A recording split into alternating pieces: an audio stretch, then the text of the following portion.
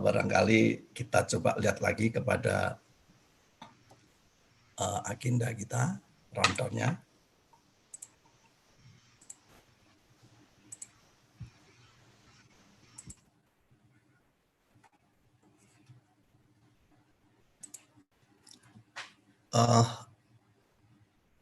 Berikutnya adalah presentasi tentang electrical safety untuk ruang OK dan ICU yang akan dibawakan oleh PT Pengsulindo, yaitu Bapak Pandapotan Sirait. Untuk itu waktu saya persilahkan kepada Pak Pandapotan Sirait dengan 10 menit ke depan. Terima kasih. Terima kasih atas waktunya yang diberikan kepada kita PT Pengsulindo, kepada para panitia dan Ketua PTPI juga.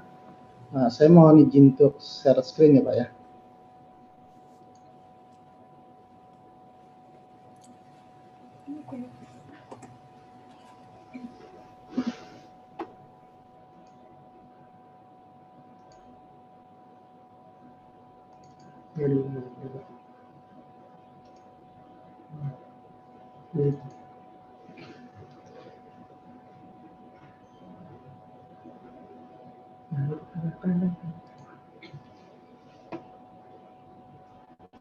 Ya, tes Pak, sudah kedengaran suara saya Pak? Halo Pak.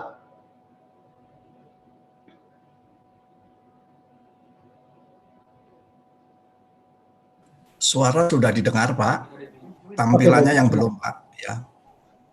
Tampilannya belum Pak?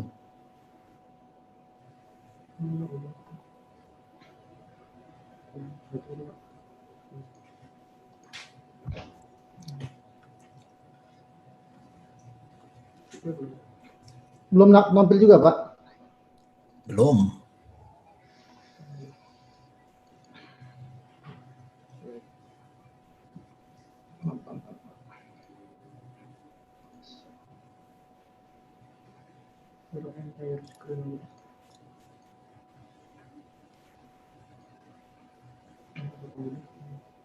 Ya. Ini sudah tampil Pak? Sudah. Oke, maaf tadi Pak atas ada kesalahan tadi. Ya Pak, terima kasih atas waktunya. Kita PT Pengsulindo bergerak di bidang electrical safety, yang mana kita hari ini akan memberikan penjelasan dan sedikit pemaparan mengenai artinya listrik medis di ruangan yang critical area kelompok 2E, OK dan ICU, di mana ruangan tersebut untuk suplai listriknya tidak boleh sampai terputus dan harus terjamin untuk listriknya. Dan keamanan juga diperlukan untuk para dokter dan pasien yang sedang ada tindakan dalam operasi atau ruangan ICU perawatan yang sangat kritikal. Dan tidak ada lagi bisa pengulangan kalau terjadinya ada mungkin trip listrik, sakit operasional, dan juga kita meminimalisir terjadinya kebocoran listrik kepada pasien yang sedang dilakukan tindakan. Karena tubuh manusia itu sendiri mempunyai suatu tahanannya atau pengaman di kulitnya, namun kalau sudah dikasih obat bius dan ada tindakan, otomatis reaktifnya dari tubuh dari pasien tersebut sudah tidak bisa lagi, sehingga kalau terjadi kebocoran sangat berbahaya sekali. Semua ini kita mengacu kepada regulasi baik internasional, Permenkes dan SNI dari PIL kita, terutama pada bab 8.27 mengenai fasilitas pelayanan kesehatan. Ini dia untuk acuan kita kepada SNI kita. Dan ini klarifikasinya untuk ruangan-ruangan kelompok 2 itu adalah ruangan OK, ICU, HCU, PICU, NICU, ICCU, CPCU, IGD, serta COVID. Ini juga termasuk dari kelompok 2E, yang mana kita menggunakan sistemnya adalah IT ya, atau isolate tera, yang tidak dibumikan. Ini juga salah satu sistemnya, sistem IT-nya. Ada dua sistem untuk listrikan yang dibumikan dan tidak dibumikan. Jadi untuk pengamanan yang kelompok 2E, adalah sistem yang tidak dibumikan. Nah, ini untuk kelompok 2 yang kita pakai adalah yang tidak dibumikan Pak ya, untuk langsungan operasional dan pengamanan kepada pasien atau kepada dokter yang paling terutama. Dan ini adalah berikut komponen yang kita tempatkan dalam sistem panel listrik trafoisolasi medis 1 pas dan 3 pas. Ini adalah trafoisolasi medisnya Pak, 1 pas dan 3 pas, di mana untuk listrik masukannya dia tetap 220/30 untuk 1 pas incoming outgoing, sedangkan untuk yang 3 pas dia incoming dia 380, namun output harus tetap 220 karena dia mensuplai alat-alat medis atau alat kesehatan yang berhubungan dengan tubuh manusia atau pasiennya sendiri. Ini tercantum di dalam juga regulasi Pak ya.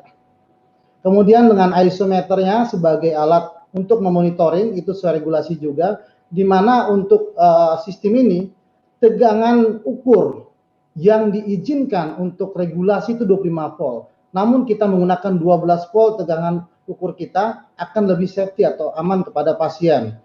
Dan internal impedance-nya juga kita semakin tinggi internal impedance-nya, tahanannya akan semakin aman terhadap manusia atau pasien. Dan kita juga bisa melengkapi dengan alat fault locator, di mana kita bisa mencari titik gangguan, akan lebih cepat untuk mendapatkan solusinya, misalnya mungkin dari peralatan alkes atau dari instalasinya, Pak. Dan juga dilengkapi pada ruangan-ruangan operasi itu dengan remote alarm indikator, sama sesuai dengan regulasi juga, Pak. Di mana untuk sistem yang remote tipe ini adalah untuk single system atau satu trafoisolasi sistem. Yang berikut ini adalah remote untuk di nurse station-nya atau pengawas ya, to suster yang standby di mejanya pada saat operasional berjalan. Atau ini pun bisa digunakan di dalam ruang operasi yang menggunakan lebih dari satu sistem trafoisolasi medis. Dan kita juga ada produk untuk ATS, Pak ya, Automatic Transfer Switch, yang menggunakan mekanik dan kita punya waktu respon time yang sangat cepat. Ini juga ada produk kita. Ini rangkaiannya dan ini teknikalnya.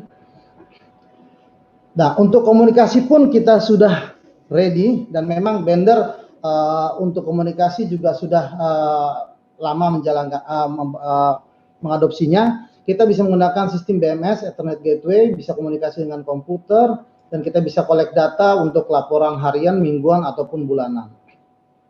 Dan kita juga ada touch panel dari vendor di mana ditaruh di dalam ruang operasi. Semua fasilitas listrik seperti lampu, gas medis pun atau panel dari panel trafoisolasi bisa kita pantau, kita bisa lihat di sini apa yang terjadi, misal ada trip atau mungkin ada gangguan, kita bisa lihat semua di dalam touch panel vendor ini. Dan ini untuk sistem kita, kalau misalnya mau sistem yang paket basic, standar atau komplit dengan perbedaan. Kalau untuk basic kita biasanya hanya trafo, isometer, dan remote-nya. Sedangkan standar kita tambahkan dengan sistem volt locator, kemudian ditambahkan dengan voltmeter juga dan ampermeternya. Sedangkan untuk yang komplit paket itu kita tambahkan lagi dengan ATIX untuk automatic transfer switch-nya serta COM-nya untuk yang di touch panelnya, Pak. Ini berikut adalah referensi beberapa rumah sakit yang sudah kita kerjakan, seperti ada RSCM untuk di Jakarta atau Rumah Sakit Harapan Kita, dan Teaching Hospital UI, Teaching Hospital Unhas, dan beberapa rumah sakit yang sudah memakai sistem IT medis atau sistem isolatera atau trafoisolasi medis demi kelangsungan dan keselamatan daripada pasien. Ini juga sampai ke daerah juga. Ya, demikianlah Pak pemaparan kita pada hari ini, Pak.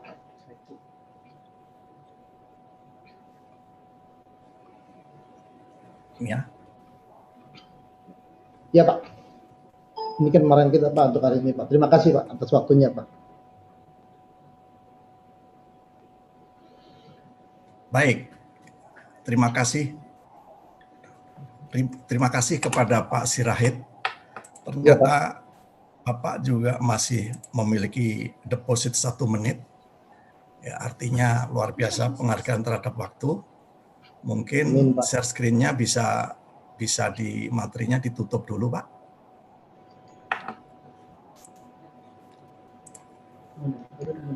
Oke, iya Pak. Sebelum masuk kepada acara berikutnya, ada satu yang hendak ingin kami sampaikan, yaitu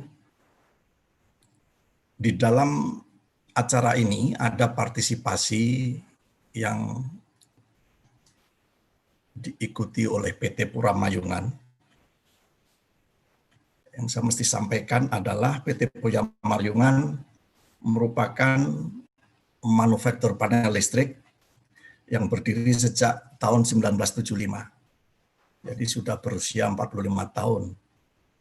PT Puramayungan juga memiliki lisensi untuk panel tap test dari PROI, ABB, dan sistem partner dari Prisma, serta merupakan sole agent dari produk Basdak Witown. Saya rasa itu sebagai informasi barangkali bermanfaat bagi Bapak Ibu sekalian. Selanjutnya, acara memasuki kepada acara yang ditunggu-tunggu, yaitu setelah tadi di presentasi awal tentang redesign, sekarang masuk ke mengenai ruang OK tadi yang oleh Dr. Benny. Sekarang akan dipertajam lagi mengenai detail daripada presentasi kedua ini, ya, mengenai tata udara bertekanan positif dan negatif di ruang operasi yang akan dibawakan oleh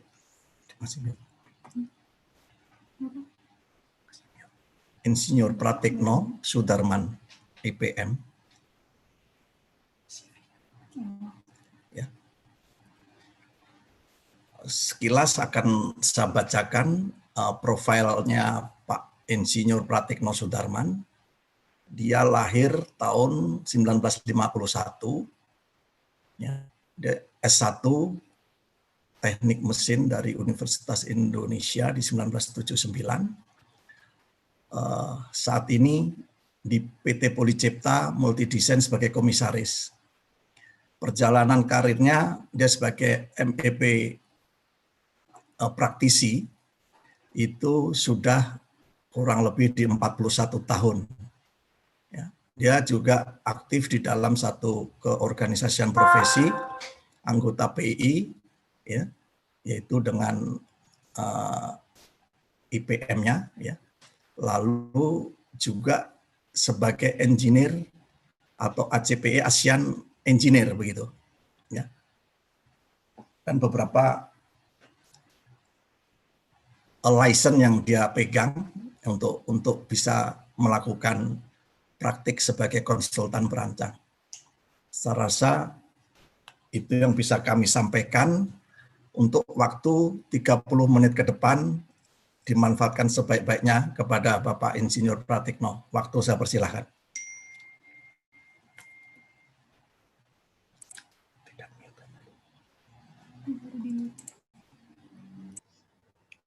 Terima kasih Pak Towo. Waktunya ini dulu. Kan yang hijau tadi. Ini keluar atas. Ini hijau. Screen. Nah. Terus pilih ini. Share dulu ini.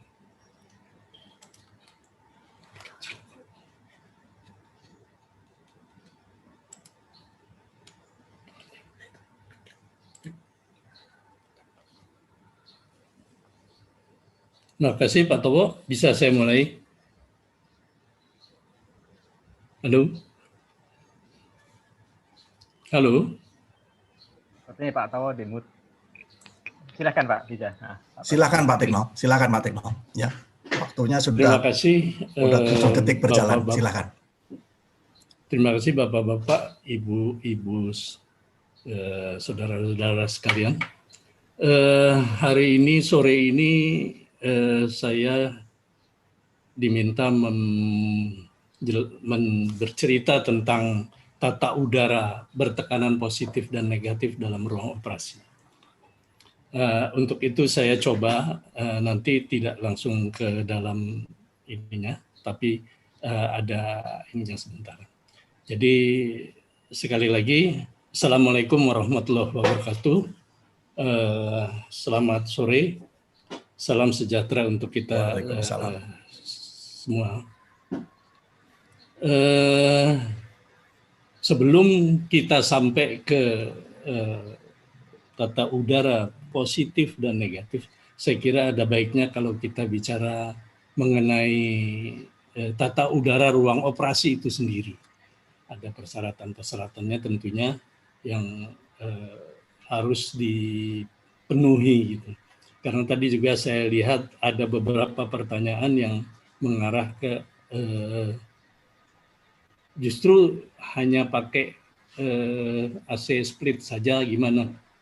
Nah, jadi saya kira mari kita mulai dari awal. Nah, ini adalah standar dan peraturan yang perlu diikuti, perlu atau bisa diikuti. Kalau peraturan itu jelas perlu, jadi harus gitu ya. Jadi di sini yang pasti harus diikuti adalah peraturan Menteri Kesehatan Permenkes 24 tahun 2016 itu sepertinya yang terakhir. Tentunya juga kita bisa atau harus mengikuti SNI tentang tata cara perancangan sistem ventilasi pengkondisian udara dalam gedung. Jadi karena biar gimana ruang operasi adalah di dalam satu gedung. Lalu adalah ISO 1464441 tentang standar ruang bersih. Karena ruang operasi kita tahu adalah termasuk salah satu ruang yang bersih.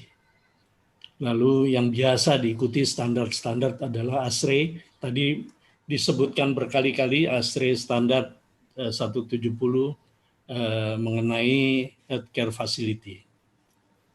Jadi ini adalah di antara standar-standar yang bisa dipakai selain peraturan yang tentu saja nomor 1 kita harus ikuti.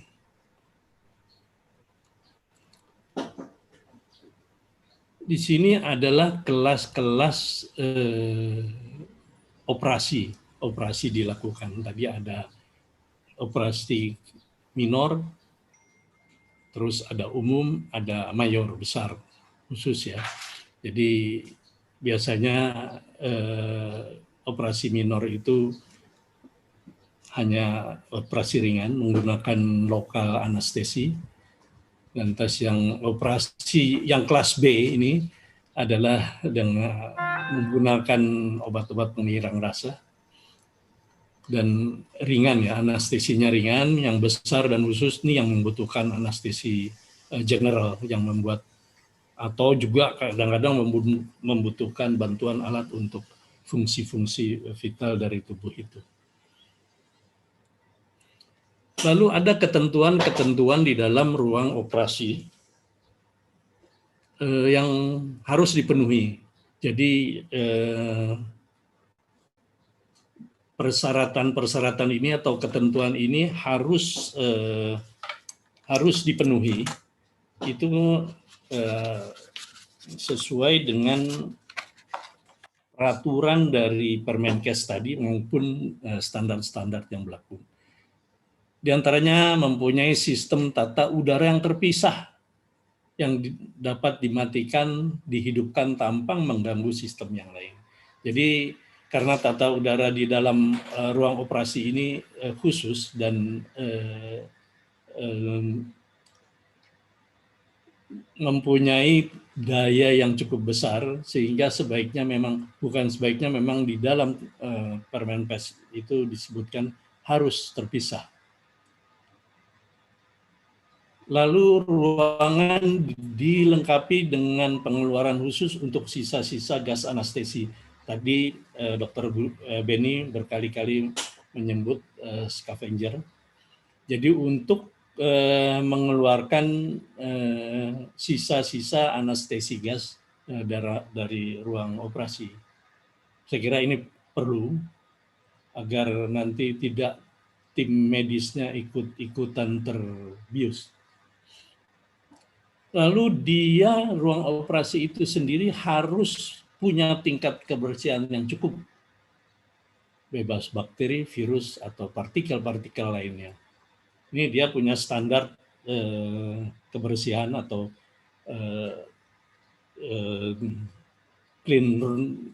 clean room class gitu ya, yang dihitung ada berapa partikel per meter kubiknya, bukan per meter persegi, maaf. Jadi kalau Permenkes 24 tahun 2016 itu mensyaratkan ISO 6. ISO 6 itu menyebutkan adalah 35.200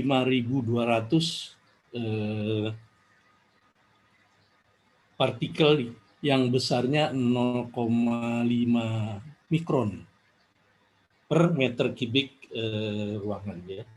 Ini kira-kira setara, kalau Bapak pernah dengar dulu, kita pernah dengar bahwa ada kelas 1000, kelas 100, kelas 10 gitu. Nah, ini adalah standarnya federal standar. Kelas itu setara dengan kelas 1000 atau ISO 6. Jadi tapi kelas 1000 itu federal menyebutnya di dalam satuan yang berbeda, yaitu satuan British feet. Jadi ada 1000 partikel di dalam 1 feet kubik. Nah, karena bukan kebetulan ya, 1 meter kubik itu 35,2 feet kubik, maka kalau dijadikan meter jumlah partikelnya jadi 35.200. Lantas ada persyaratan jumlah koloni mikroba di bawah 100 koloni forming unit ya. Ini sebenarnya daerahnya dokter ini.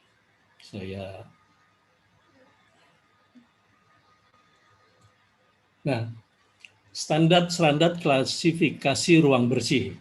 Jadi ini yang harus dipenuhi ya. Tadi adalah ISO 6. Jadi standar ISO itu internasional standar yang diinikan oleh Amerika ya. Sementara di UK dia menggunakan BS 5295. Kira-kira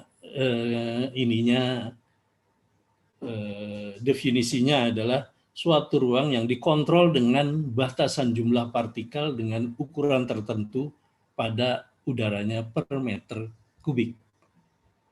Jadi tadi 0,5 mikron ya. Ada besaran-besaran partikel lain yang nanti kita lihat. Ini dulu ada standar ruang bersih dari federal sendiri, yaitu FS 209 dari A sampai D di Amerika, yang mengklasifikasikan jumlah partikel berukuran 0,5 mikron ke atas yang boleh berada di dalam 1 feet pangkat 3 udara gitu ya. Jadi sesuai dengan sebutannya. Kalau kelas 1000 ada 1000, kelas 100 ada 100. Nah, kemudian Federal Standard juga merubah menggunakan sistem metrik, yaitu pada FS 209E. Nah, tapi ini umumnya digunakan secara domestik. Sementara di Inggris tadi menggunakan BS 5295. Tahun 2001 kira-kira FS ditarik digantikan dengan ISO 14641.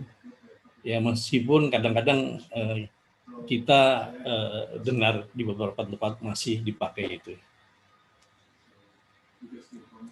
Nah, ini ada perbandingan standar ISO tadi ya.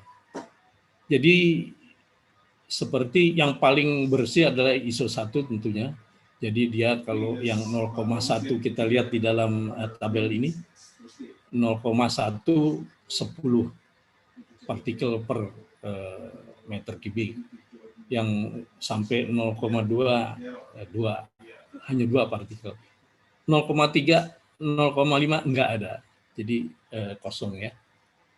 Nah, kalau kita lihat di situ yang ruang operasi menurut Depkes tadi adalah kelas ISO 6.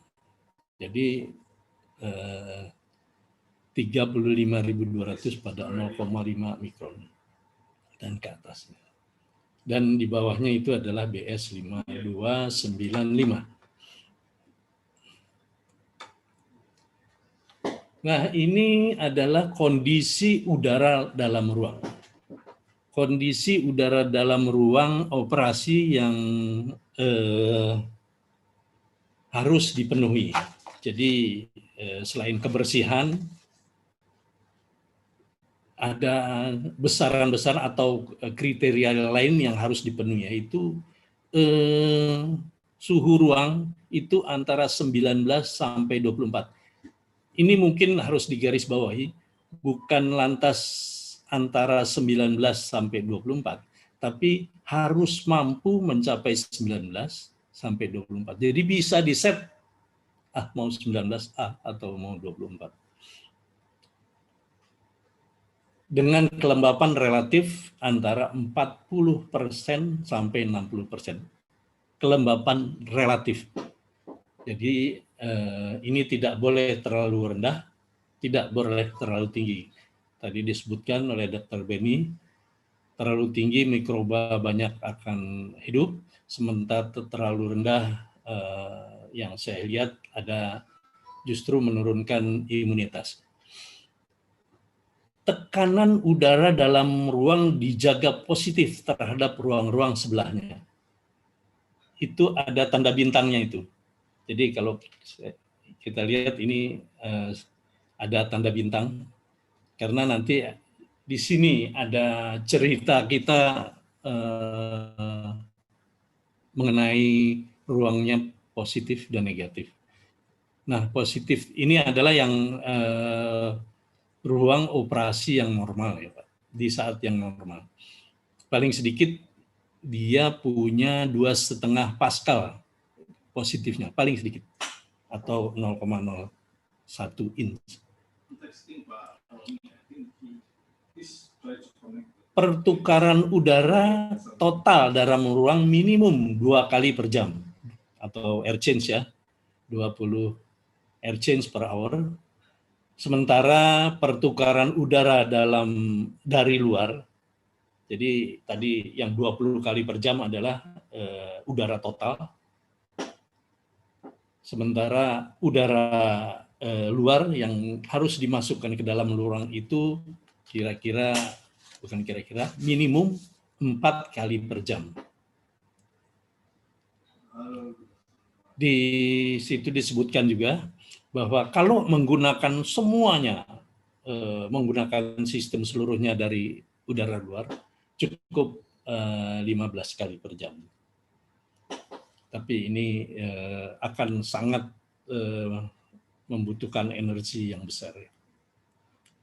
Selanjutnya, selain tadi kebersihan, lantas suhu maupun kelembapan, maupun lembab relatif ya, juga harus diperhatikan adalah aliran udara di dalam ruang operasi itu. Aliran udara seperti tadi beberapa pembicara sebelum adalah harus laminer. Jadi laminer artinya dia harus mungkin bisa disebut satu gitu, unidireksi gitu ya.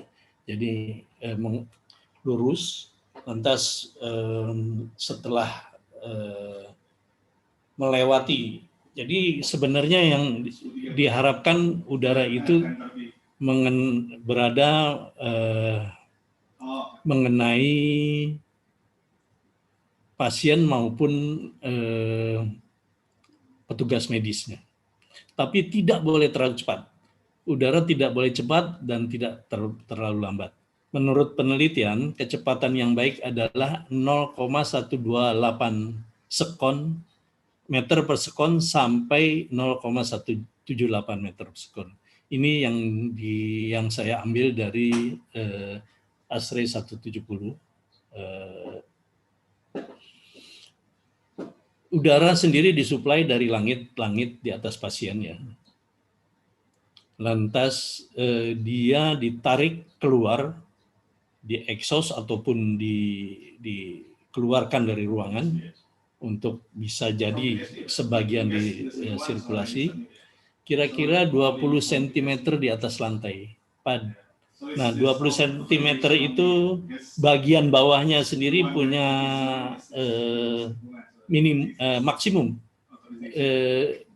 minimum itu 7,5 cm, 3 in ya kira-kira ya. Dalam Permenkes itu disebutkan pada 4 sudut ruang. Jadi saya kira kita harus ikuti ini karena peraturan ya. Karena di ASRE, saya baca di ASRE 170 itu boleh 2 di tempat yang berlawanan. Jadi 2 sisi, di sini atau sini, di tempat yang berbeda ya, berlawanan. Lantas diffusernya juga khusus, tidak seperti diffuser yang ke samping ya.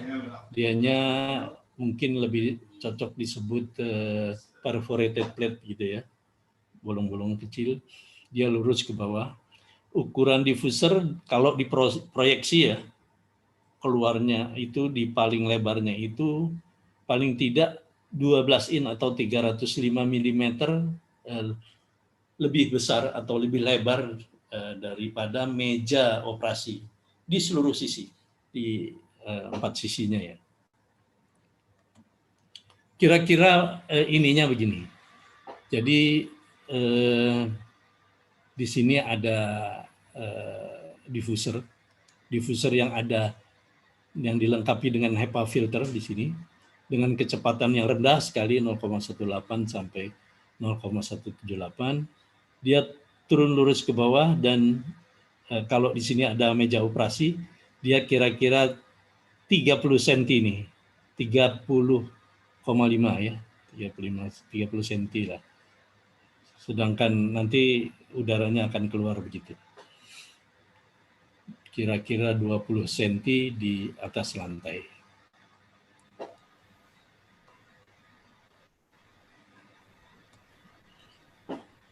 Untuk mendapatkan tingkat kebersihan sedemikian, jadi karena begini, yang banyak mengeluarkan partikel itu justru di dalam ya. Jadi di dalam ini petugas medis atau tim waktu tersisa dari... 10 menit Pak Tekno. Baik Pak, saya coba percepat. Tim itu mengeluarkan partikel-partikel sehingga makanya diminta agar udara tadi melebihi ya. Nah, umumnya partikel yang punya besar ukuran diameter 0,3 mikron itu mempunyai kemampuan menembus filter. Efisiensi penyaringan lebih tinggi untuk ukuran partikel di bawah atau di atasnya. Sementara faktor-faktor yang menurunkan konsentrasi partikel dalam ruang adalah efisiensi filter, jumlah aliran udara, ukuran partikel, dan lokasi filter. Nah, mesin-mesinnya itu diharapkan punya 3 filter bank ya. Yang pertama 25%, artinya menyaring udara partikel itu dengan efisiensi sampai 25%, nomor 2 sampai 90%, nomor 3 HEPA 99,97. Kalau di situ tertulis 99,7 itu mohon maaf, mestinya 97. Sementara ASRE 170 untuk operating room kelas BC itu MERV 7 dan MERV 14. Ini ada standar MERV, karena kita lihat di sini MERV 14 itu 90, sementara HEPA filter itu adalah di atas MERV 16, jadi sampai 99,97. Lantas apa sendiri HEPA filter itu? HEPA filter itu adalah high efficient particulate air filter. Jadi efisiensinya sampai sedemikian tinggi. Lantas di bawah 0,3 mikron dia efisiensinya turun sedikit-sedikit ya, hanya 99,94. Pressure drop-nya besar, sehingga dia tidak serta-merta bisa main pasang di satu sistem AC. Nah, untuk pemakaian harus pakai dudukan yang baik ya. Nah, kalau dalam perancangan sistem tata udara untuk ruang operasi, tadi disebutkan pintu yang hermetik baik sekali karena kebocoran banyak sekali di pintu meskipun dia sudah tertutup. Lantas ada indikator beda tekanan, sekali lagi ada tanda bintang. Dan kebisingan dijaga. Nah, kira-kira secara skematik gambar ini adalah demikian. Kita lihat bahwa di sini ada udara masuk, udara bersih, udara fresh air, dan ini ditarik ke ruangan lantas balik ke mesin. Nah, ini ininya. Yang spesifik di sini adalah adanya selain cooling coil, adanya heating coil yang digunakan untuk mengkontrol relative humidity. Ini adalah sistem yang menggunakan chiller. DX coil juga bisa digunakan. DX coil itu kasarnya adalah split duct gitu ya, split. Jadi kalau tapi mungkin tidak menggunakan split wall mounted tapi split duct karena di sana ada filter bank yang banyak, yang besar, fan yang harus cukup kuat. Lantas ada cooling coil dan heating coil. Heating coil bisa menggunakan hot gas bypass yang dibalik dari kondenser. Ada yang menggunakan heating element seperti ini. Ada yang menggunakan heat pipe. Ini juga satu cara ya. Nah ini udara luarnya, fresh air-nya bisa langsung dari luar, tapi bisa juga menggunakan pre-cooling seperti ini. Cara ini bisa mengurangi kapasitas daripada mesin AC itu sendiri. Nah, sebenarnya masih 5 menit Pak Pratikno ya. Oke Pak. Baik. Jadi bicara kita topiknya sebenarnya ini operasi pada pasien COVID-19 gitu ya. Tadi Dr. Benny sudah menjelaskan panjang lebar, jadi ini agak cepat. Jadi kalau ada menggunakan ruang operasi dengan tekanan negatif, kalau ada, disarankan untuk membuat temporary vestibule sebagai pengganti membuat ruang operasi bertekanan negatif. Jadi maksudnya ada zona penyangga bertekanan negatif, sementara ruang operasinya tetap dengan tingkat kebersihan yang tidak berubah. Disarankan ruang operasi tersebut hanya untuk pasien COVID-19. Nah, sekarang dengan kita coba dengan jadi tadi kalau ada sebagai pengganti ruang operasi bertekanan negatif dibuat vestibule dengan tekanan negatif. Berarti kita coba dengan ruang operasi dengan tekanan positif. Sistem ini adalah umum, biasa, yang normal sampai sekarang masih begini. Jadi sementara udara yang keluar dari pintu kalau dibuka karena dia tekanan positif harus masuk atau lewat celah pintu masuk ke anterum yang mempunyai tekanan negatif. Dari situ, dari tekanan anterum itu nanti dibuang menggunakan filtrasi yang lengkap ya, yang baik agar udara aman di luar. Kira-kira demikian ininya. Jadi kalau di sini ada udara kita buang, kita pegang masuk ke sini adalah 100%, 20 air change. Di sini keluar kemari bocor adalah L persen, maka yang ditarik di sini adalah harus L 100% per kurang L persen, supaya di sini ada tersisa L, jadi positif dianya. Nah, di sini nanti tetap fresh air masuk 4 air change, yang dimasukkan ke sini dari ini adalah 80%. Nah, ini kalau L-nya itu lebih kecil dari fresh air kita, ya dari 22 air change itu.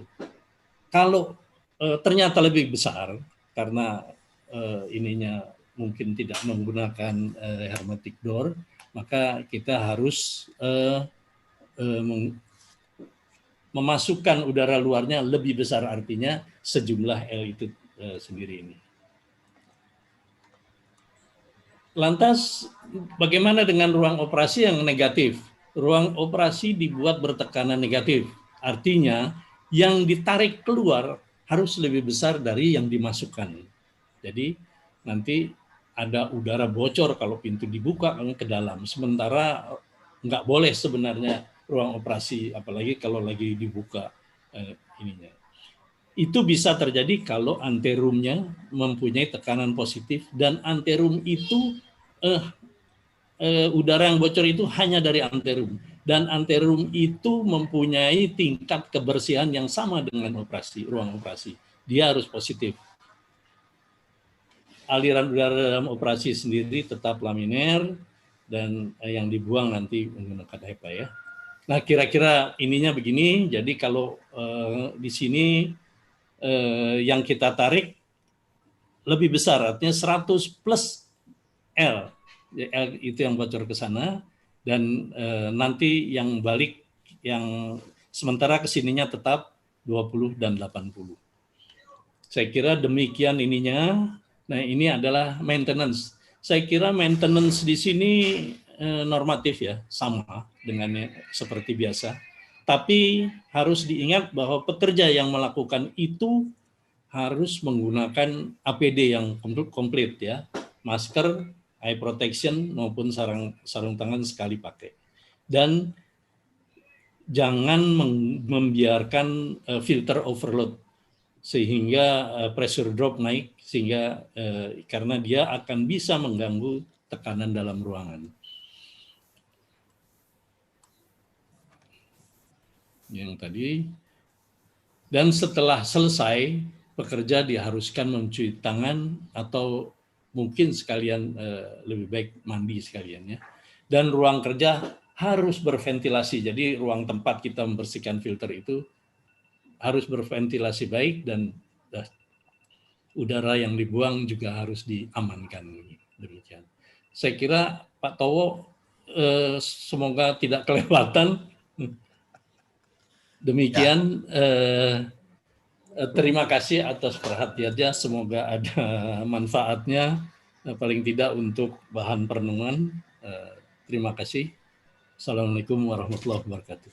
Waalaikumsalam warahmatullahi wabarakatuh. Terima kasih Pak Tekno. Waktunya tepat gitu ya. Entah karena terpaksa, tapi saya rasa ini tidak membuat kepada para audiens untuk tidak berkurang informasi, karena apapun kondisinya materi tadi bisa diperoleh ya, di download. Untuk